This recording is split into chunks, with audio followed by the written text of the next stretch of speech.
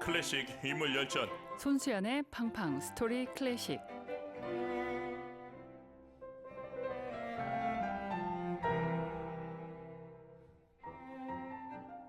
사랑하면 알게 되고 알게 되면 들립니다. 클래식 음악사의 한 획을 그은 특별한 연주자와의 만남, 드라마틱한 삶을 살았던 음악가의 인생과 음악 이야기가 있습니다. 매주 금요일 클래식 연주자들의 영화 같은 인생 이야기를 들려주시는 음악평론가 손성 교수님, 안녕하십니까? 안녕하십니까? 한 주 동안 잘 지내셨습니까? 네, 잘 지냈습니다. 오늘 팡팡 스토리 클래식에서 만나볼 주인공 누구입니까? 많은 연주자들 제가 제일 좋아한다고 말씀드리는데 이거는 이분은 정말 제가 좋아하는 지휘자입니다. 지휘자 클라우디오 아바도입니다.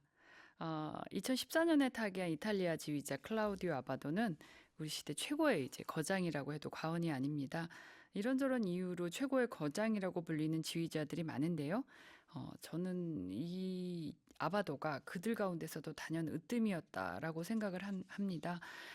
클라우디오 아바도는 헤르베르트 폰 카라얀과 또 레너드 번슈타인 이후에 최고의 스타 지휘자였고요. 또 특유의 어떤 민주적인 리더십으로 지휘 역사에 새로운 어떤 장을 연 인물입니다. 2014년 벌써 10년 전 아닙니까? 네, 그렇습니다. 제가 클라우디오 아바도가 타계했을 때 얼마나 울었는지 모릅니다. 클라우디오니까 우셨겠죠. 제 이름이 왜 클라우디오인지 아세요? 예전에 미녀드레스다에 나왔던 크리스티나. 아, 네. 예, 제 친구입니다. 아, 이탈리아 여자분. 예, 네. 그리고 저희 선배랑 결혼을 했거든요. 아, 그래서 그러시군요. 제가 축가를 불러줬는데 이탈리아에서 크리스티나를 만났는데 저한테 클라우디오가 어울린다고 이름을 지어줬습니다. 그러시군요. 네. 예, 교수님 별로 궁금해하시는 거 않는 것 네. 같아서 넘어가도록 빨리. 하겠습니다. 자, 민주적 리더십으로 지휘 역사의 새 장을 열었다고 하셨는데 클라우디오 아바도가 이전의 지휘자들과 좀 달랐던 부분이 있었던 겁니까? 또 아시다시피 네. 그 이전 세대 지휘자들은 정말 제왕적인 리더십이 굉장히 강하고 네. 굉장히 미국 스타일의 친근함을 강조했던 레너드 번슈타인조차도 어떻게 보면 그쪽 제왕적 지휘자의 계열에서 벗어나지는 않는다고 생각합니다. 네. 그런데 그러니까 민주하고는 굉장히 거리가 먼, 좋게 말하면은 강력한 리더십, 카리스마가 있었고, 아니면은 굉장한 권위적이죠. 카라얀은 단원들하고 식사도 같이 하지 않았다고 하니까요. 네, 그럴 정도로 권위적인 어떤 지휘자의 권위가 중요하다고 생각됐던 시대에 이제 새로운 어떤 바람을 일으키는 인물이 바로 클라우디오 아바도였던 것입니다. 그렇군요. 자, 차근차근 이야기를 나눠보겠습니다. 클라우디오 아바도 언제 태어났습니까?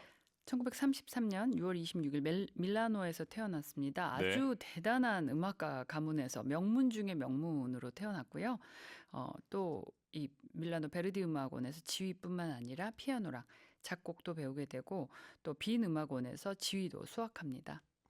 빈에서 공부할 때 좀 대단한 사람들이 동문이었다라는 이야기를 들은 적이 있습니다. 네, 제가 다니엘 바렌보임 시간에 한번 말씀드린 적이 있는데요. 예. 그 당시에 다니엘 바렌보임 또 주빈 메타가 학교를 같이 다녔습니다. 메타하고는 나이가 좀 비슷했지만 바렌보임은 훨씬 좀 더 어렸는데요.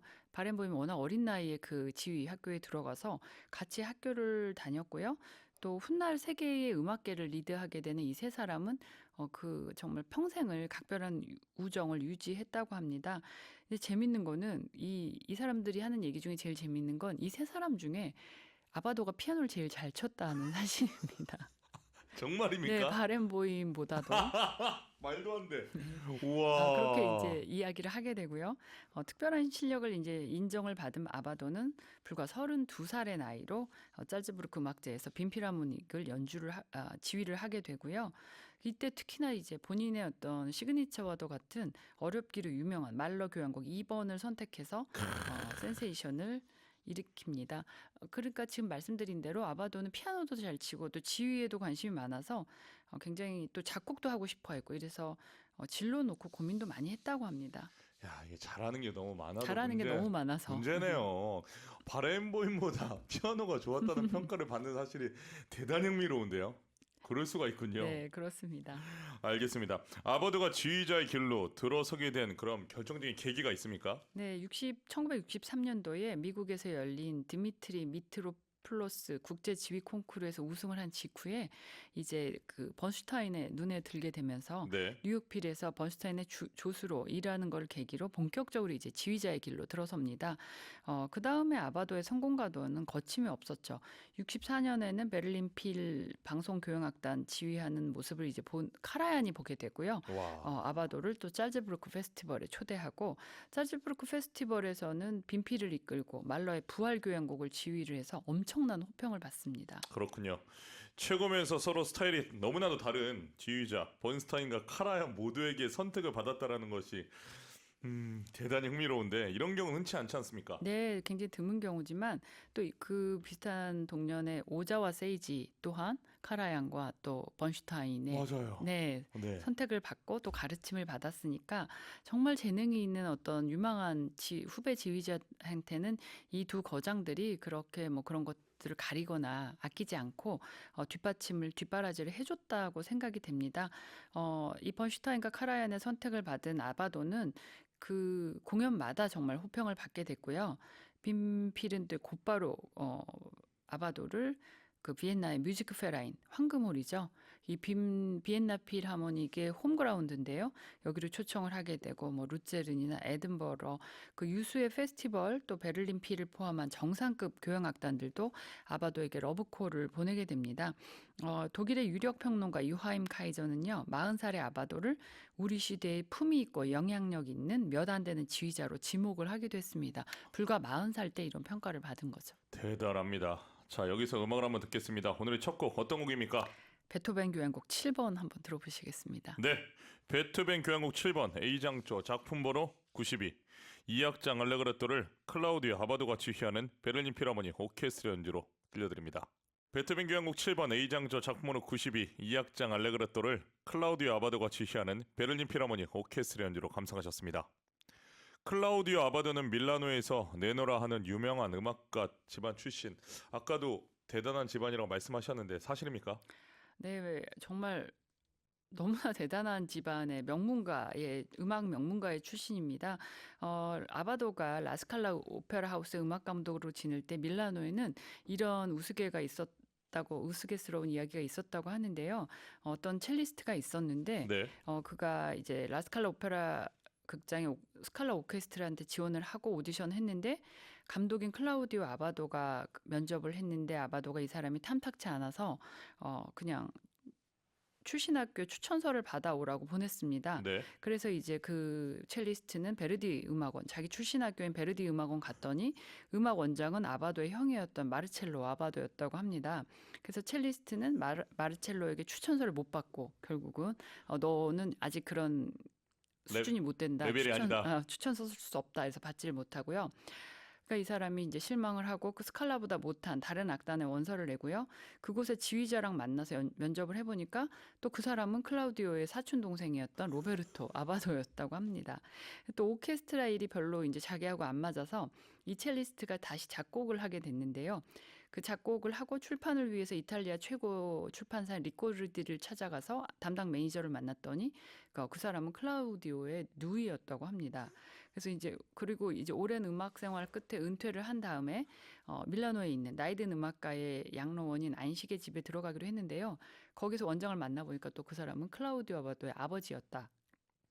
이게 지금 풍자입니까? 사실입니까? 풍자입니다. 풍자죠. 네. 근데 이 직책이 있었던 건 사실이에요. 모두 이 가족이 이 직책이 있었던 건 사실입니다. 그러니까 한 사람이 어떤 연주자가 밀라노를 음악계 생활을 하면서 돌아다니게 되면 이 아바도 집안의 사람을 모두 만나게 된다.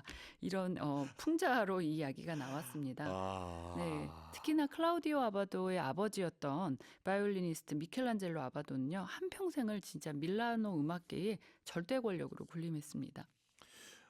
이러면 저희가 클라우디오 아바도를 너무나 사랑하는 제가 지휘자인데 좀 너무 덕을 많이 본 게 아닌가라는 생각도 드는데요. 덕을 본 것 같지는 않습니다. 그렇습니까? 오히려 이런 가문의 후예답게 정말 그 중에서도 군계 일학이었다 이런 말씀을 드릴 수 있겠습니다. 그 중에서도 네, 실력으로 독보적이다. 네, 실력으로 독보적인 지휘자였다 이렇게 말씀을 드릴 수 있죠. 자, 그럼 여기서 클라우디오 아바도가 지휘한 두 번째 연주를 듣겠습니다. 어떤 곡입니까? 네, 모차르트 레퀴엠 D 단조를 들어보시겠습니다. 그중에서 라크리모사를 들어보시겠습니다. 네, 고맙습니다. 모차르트 레퀴엠 D단조 회번호 626 라크리모사를 클라우디오 아바도가 지휘하는 베를린 필하모니 오케스트라와 스웨덴 라디오 합창단의 연주로 들려드립니다. 모차르트 레퀴엠 D단조 회번호 626 라크리모사 클라우디오 아바도가 지휘하는 베를린 필하모니 오케스트라와 스웨덴 라디오 합창단의 연주로 감상하셨습니다. 카라얀이 세상을 떠난 후에 아바도가 베를린 필하모니 오케스트라를 이끌게 되는 거죠. 네, 저도 이때가 기억이 납니다. 이때 이제 정말 황제와도 같은 그 카라얀의 서거 이후에 누가 베를린 필을 이끌게 되느냐가 정말 초미의 관심사였는데요. 네, 그 당시 오랫동안 스칼라의 예술감 라스칼라 오페라 극장의 예술 감독으로 있던 클라우디오 아바도는 1989년 56살에 그 카라얀의 후임으로 베를린 필의 수장 자리에 올랐습니다. 당시에 지난주에 제가 자비네 마이어 말씀드리면서 단원들이 투표에 의해서 압도적으로 거절당했다고 말씀을 드렸잖아요. 근데 이제 반대로 이 아바도는 베를린 필 역사상 처음으로 단원들의 직접 투표에 의해서 선택이 되는 영광을 차지합니다. 첫 직접 투표의 지휘자군요. 네, 그렇습니다. 대단합니다. 데뷔는 성공적이었습니까? 네, 한마디로 대성공을 거둡니다. 1989년 12월 16일 날 베를린 필하모닉 그 연주홀에서 열린 취임기념 공연에서 말러 교회 한곡 1번 등을 지휘하는데요.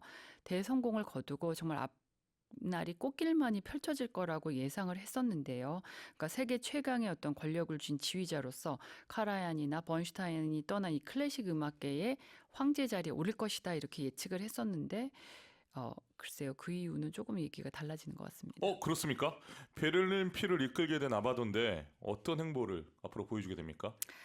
베를린 필의 프로그램에다가 이제 현대 음악을 굉장히 많이 집어넣고 네. 혁신을 감행을 하고요. 그 당시에는 사실 지휘자에 대해서 다 마에스트로 아주 존경하는 거장 음악가에 대한 호칭인데 마에스트로라고 불렀었는데 이제 자기를 그렇게 부르지 말고 그냥 이름으로 클라우디오로 불러라 이렇게 얘기를 할 정도로 어떤 탈권위적인 신임 음악 감독으로 활동을 하는데 처음에는 단원들이 굉장히 호감을 느낍니다. 너무 카라얀하고 달리 편안하게 해줬기 때문인데요. 그리고 이제 어떤 본인 이 아바도라는 지휘자가 가진 어떤 그런 음향적인 특성을 토대로 이 오케스트라의 새로운 방향을 제시해 줄 거라고 굉장히 기대를 했습니다. 그런데 그리고 이제 카라얀은 굉장히 보수적이었는데 음악적인 면에서도 아바도는 아방가르드 음악이나 뭐 아직 주목받지 못한 음악에도 적극적이었습니다. 뭐 고전 레파토리에도 뛰어났지만요. 그래서 뭐 정말 익숙한 명작 그리고 정말 사람들한테 낯선 근데 뛰어난 작품들을 무대에 굉장히 이제 많이 올리면서 그리고 굉장히 아카데믹하고 학구적인 사람이었기 때문에 어떤 작품과의 문학적 역사적 연결성을 견지한 어떤 지적인 공연 프로그램을 많이 만들게 됩니다. 단원들도 많이 바뀝니다. 네. 아시다시피 전에도 다뤘던 그 오보에의 알프레이드 마이어 젊은 정말 오보에 연주자 또 콜랴 브라허라는 악장 엠마누엘 파위 같은 플루트 이 젊은 단원들을 속속 합류시키고 네. 오히려 이렇게 되니까 카라얀 시절의 단원들은 하나둘씩 떠나가면서 몇 년이 지나니까 절반 이상의 자리가 새 얼굴로 채워지고 뭐 카라얀은 사실은 좀 피해왔고 거부했었던 피에르 볼레즈라든지 뭐 이런 니콜라스 아르논쿠르 같은 한마디로 당시에 이질적으로 이 베를린 필과는 이질적으로 여겨졌던 지휘자들을 초빙해서 레퍼토리나 연주 스타일 양면에서 새로운 실험을 많이 감행하게 됩니다. 클라우디오 아바도가 들어오면서 일단 현대음악의 시작으로 지금 레퍼토리가 확 바뀌게 되지 않았습니까? 네, 많이 바뀌었습니다. 그리고 이제 단원들도 어떻게 보면 새로운 대가들, 네, 아주 젊은, 그렇죠. 네, 새로운 젊은 피들을 수혈하면서 한마디로 아바도로 인해서 베를린 필이 혁신하게 되네요. 엄청난 혁신들을 많이 시도를 하게 됩니다. 좋습니다. 이번에는 어떤 곡을 들어볼까요? 네, 베를린 필하모닉 오케스트라의 그 지휘자 취임 연주에서 연주했던 말러 교향곡 1번 D장조 거인 한번 들어보시겠습니다. 네, 설레는 마음으로 듣겠습니다. 베를린 필하모니 오케스트라 취임 연주에서 연주한 말러 교향곡 1번 D장조 거인 3악장 엄숙하고 신중하게 그리고 느긋하지 않게 클라우디오 아바도가 지휘하는 베를린 필하모니 오케스트라 연주로 감상하시겠습니다. 말러 교향곡 1번 D장조 거인 3악장 엄숙하고 신중하게 느긋하지 않게 클라우디오 아바도가 지휘하는 베를린 필하모닉 오케스트라 연주로 감상하셨습니다. 탈권위적이면서 새로운 음악적 시도를 해나갔던 아바도의 노력이 긍정적인 결과로만 이어지지는 못한 거죠. 네, 결과적으로는 뭐 사실 실패에 가까웠다 이렇게 평가할 수 있습니다. 그러니까 정말 어떤 애증의 관계였겠죠. 그 제왕 카라얀의 그림자가 미처 거치지 않았던 베를린 필하모닉에서 베를린 그의 청중들도 역시 아직까지는 현대 음악에 그다지 익숙하지가 않았고요. 또 그 음악이라는 예술은 어떤 경험의 예술이기 때문에 내 귀에 한번 듣고 익숙한 곡을 선호하게 됩니다. 본능적으로 그것을 따라가게 되는데 낯선 현대 음악을 자꾸 들려주니까 청중들도 이제 흥미를 점차 잃게 되고 이런 지적인 교육 프로그램들이 너무 교육적이다 아니면 너무 복잡하다. 이게 낯설다 이렇게 받아들여지고요. 베테랑 단원하고 아직 적응이 덜 된 신참 단원들이 공존하는 악단의 앙상블이 사실 그렇게 매끄럽지는 못했습니다. 종종 귀에 거슬릴 정도로 거칠게 들리기도 해서 이제 처음에는 엄청난 호의를 보였던 언론들도 이 아바도의 베를린 필이 이제 언론의 표적이 되게 됩니다. 그래서 사람들이 어느새 점차 카라얀 시절을 더 그리워하게 되는 경우가 있었습니다. 대단히 안타까운데요. 대체 뭐가 문제였을까요? 그러니까 당시 아바도의 지휘 스타일은 정말 탁월한 어떤 모범생, 흠잡을 데 없는 모범생을 연상시키고 또 굉장히 광범위한 레퍼토리를 명석하게 다루는 음악은 언제나 반듯하고 아주 견실하게 들리기는 했었는데요. 한편으로는 어떤 유연함, 자연스러움 이런 게 조금 부족하게 상대에게는 그러니까 허점이 너무 없는 것이 허점이었다.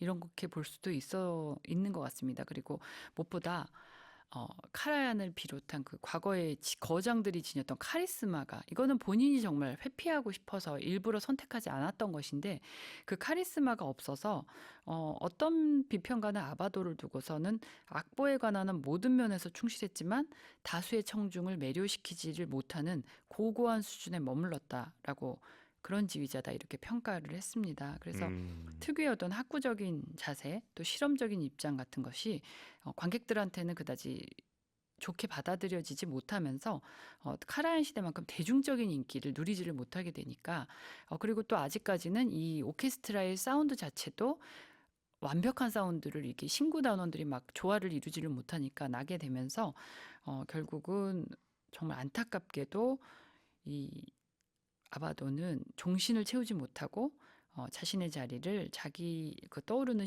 젊은 인기지휘자 사이먼 레틀에게 물려주게 됩니다. 저는 좀 섭섭한데요. 사이먼 레틀이 해석하는 베를린 필의 현대 음악은 전부 호평 많이 받지 않았습니까? 아마 시대의 감성이 더 많이 변했기 때문이라고 생각을 합니다. 그러니까 아바도 때문에 사이먼 레틀이 덕을 본 거 아닙니까? 뭐 그렇게까지 클라우디오 씨의 네. 입장에서는 화가 나시겠지만 네. 이런 클라우디오 아바도가 뭐 이렇게 어떤 현대음악의 지평을 넓혔기 때문에 레틀이 좀 더 보다 편안하게 그런 것들을 제시할 수 있던 건 사실인데 네. 그만큼 단원들도 이제는 많이 변화했고 관객들, 청중들도 많이 변화했다. 이런 것들의 변화의 원인이 더 크지 않았나 생각합니다. 예, 저는 여하튼 그때 당시에 단원들에게 섭섭합니다. 전달하겠습니다. 자, 종신을 채우지 못하고 물러나게 된 건 단원들에 대한 실망감이 큰 겁니까? 1997년 말에 독일의 한 신문에 이 아바도와 베를린 필의 리허설 장면을 스케치한 기사가 보도가 됐는데 네. 그 한마디로 이 그러니까 리허설장이 굉장히 질서도 없고 그 지휘자의 권위도 없고 난장판이다라는 식으로 이게 보도가 되면서 보도가 된 거예요. 그러니까 이거는 와. 굉장히 비밀에 있어야 됐는데 이런 것들이 밖으로 새나가면서 뭐 이 내용이 나간 거는 둘째고 아바도는 단원들한테 인간적으로 굉장한 배신감을 느끼면서 서로에 대한 신뢰가 깨지는 그런 순간이 됐다고 생각합니다. 그래서 그러니까 악단의 내부 사정을 일부 단원이 노출을 한 거잖아요. 그래서 큰 배신감을 느껴서 이 아바도는 조금 1998년 2월에 스키나 요트, 독서 이런 자신의 취미에 더 할애하기 위해서 2002년에는 베를린 필에서 물러나겠다고 발표를 합니다. 종신을 전제로 취임한 음악 감독이 중도의 하차를 선언한 거는 베를린 필 역사에서 최초였기 때문에 더 큰 충격이 됐죠. 그렇군요. 이번에 들을 곡은 어떤 곡입니까? 네, 브람스 교향곡 3번입니다. 이 계절에 어울리는 음악이라고 생각합니다. 네, 여러분. 브람스 교향곡 3번 F장조 작품번호 90 3악장 포커 알레그레토 클라우디오 아바도가 지휘하는 베를린 필하모닉 오케스트라 연주로 들려드리겠습니다. 브람스 교향곡 3번 F장조 작품번호 90 3악장 포커 알레그레토 클라우디오 아바도가 지휘하는 베를린 필하모닉 오케스트라 연주로 감상하셨습니다. 우리가 이 지도자를 볼 때도 전에 지도자의 스타일에 익숙해져 있으면 그 다음 다른 스타일의 지도자에 우리가 적응을 잘 못하는 것처럼 이 아바도에게 이런 일이 생긴 건 아무래도 베를린 필 단원들이 아바도의 지휘 스타일을 좀 깊게 이해하지 못하지 않았나라는 생각이 드는데 제가 좀 편향적인 겁니까? 아, 근데 이거 너무 당연한 말씀인 게요. 사실 아바도의 지휘 스타일이라는 게 지시하기보다는 이제 조율을 하는 거에 가까운데 사실 그 당시에 단원들은 지시 듣는 거에만 익숙해 있던 사람들이어서 그러니까 지휘자가 어떤 신이나 어떤 독재적 권력을 뭐 전에 처음 초반에 제가 말씀드렸던 아르투로 토스카니니 같은 사람 뭐 이런 분들이 지휘에 익숙해 있던 그 어떻게 보면은 그 아직은 사실 지휘자보다도 단원들이 더 그 전 근대적인 문화에 익숙해졌다고 볼 수 있는데 그런 지휘 그러니까 이런 사람들이 음악가여야 된다라고 생각을 했는데 아바도는 지휘자가 그래서는 안 된다는 신념이 있었습니다. 그래서 정말 이 낯선 형태의 그런 연주적 실험을 계속을 해 나갔는데 단원들한테 아직 그게 받아들여지지를 못했던 것 같습니다. 그러니까 카라얀의 그런 점이 싫었으면서도 또 이 아바도가 이렇게 하는 행동에 대해서 굉장히 낯설게 생각을 해서 그런 것들이 조금 별로 서로가 잘 맞지 않았던 것 같은데 정말 그런 것들을 모두 겪고 나서 진정한 신뢰와 공감이 어우러지면은 여타의 공연하고는 전혀 다른 차원의 감동적인 순간에 도달하게 되는데 베를린 필하모닉과 아바도는 누구의 잘못이라기보다는 미처 거기까지 가지를 못했던 것 같습니다. 이런 시간이 지나고 또 위암 투병이라는 고통스러운 시간을 보낸 후에 다시 무대로 돌아온 아바도가 보여준 결과물 우리에게 감동으로 남아있지 않습니까? 네, 베를린 필하모닉의 사임을 발표한 이후에 이제 아바도는 위암이 발병하게 되고요. 또 투병을 하고 그리고서 이제 베를린 돌아와서 베를린 필의 마지막 공연 시즌들을 잘 마무리를 하게 되는데요. 희한하게도 이 투병 이후에 아바도가 베를린 필하고 보여주는 어떤 음악적인 협업이 그 이전하고 너무 달라집니다. 그러니까 이 지휘자 본인도 굉장히 달라진 것 같기도 하고요. 단원들의 자세도 좀 달라진 것 같아서 결과물들을 굉장히 아주 훌륭한 결과물들을 베를린 필하모닉하고 보여주게 되고 그리고 이제 루체른 페스티벌 오케스트라하고 이제 그 뒤에 이제 자신이 다시 전열을 재정비해서 만든 루체른 페스티벌 오케스트라하고의 작업에서도 정말 이제는 자신이 음악적으로 추구했던 이상적인 형태의 그런 오케스트라와 지휘의 작업을 그런 진수를 보여주게 됩니다. 음, 루체른에서의 아바다는 연주자들에게 어떤 모습으로 비춰졌을까요? 여기는 사실은 휴양지에서 또 여름에 하는 페스티벌이라서 정말 그 엄격했던 베를린 필하모닉하고는 조금 안 그래도 분위기 자체가 좀 다릅니다. 이게 뭐 상근 단원이 있고 이런다기보다는 여름에 이제 모여가지고 이런 것들을 하는 그런 거여서도 분위기가 좀 다를 거라고는 생각을 하는데 아바도가 이렇게 했다고 하는 연주자가 말했습니다. 아무것도 하지 않는 놀라운 재능이 있었다 음악에 묘한 모순이지만 그런 일이 있었고 오케스트라에 있으면은 그는 음악이 알아서 연주되도록 만드는 것 같아요. 그래서 이끄는 것이 아니라 그냥 앞에 서서 벌어지는 일들을 조율한다고 생각을 하게 된다고 합니다. 그러니까 이게 당연하게 벌어지는 건 물론 아니고 당연히 그 지휘자 아바도의 머릿속에 그것을 완전히 담아두고 있기 때문인데 이런 오케스트라에서 연주하는 거는 행운이다. 누군가에게 여러분에게 뭘 하라 이렇게 지시하지 않고 스스로 연주를 하게 만드니까 그래서 자신이 원하는 대로 이 소리를 만들어낸다는 그런 점에서 이 루체른 페스티벌 오케스트라는 아바도가 추구했던 어떤 이 음악적 신념, 이상 이런 것들이 좀 펼쳐지는 장이었다 이렇게 볼 수 있습니다. 네, 이런 민주적 리더십 결코 지휘자 입장에서 쉬운 건 아닌데 클라우디오 아바도 이후로 우리가 또 새로운 지평을 얻었다라는 것은 부정할 수 없을 것 같습니다. 다음 주에 만나게 될 음악가도 기대가 되는데요. 누구입니까? 네, 다음 주에는 피아니스트 예브게니 키신을 만나보시겠습니다. 키신이 나옵니까? 아, 기대가 됩니다. 교수님 한 주 동안 건강하시고 다음 주에 뵙겠습니다. 네, 다음 주에 뵙겠습니다. 오늘 감사합니다. 감사합니다. 오늘 손선의 팡팡 스토리 클래식 지휘자 클라우디오 아바도의 인생 이야기로 함께했습니다.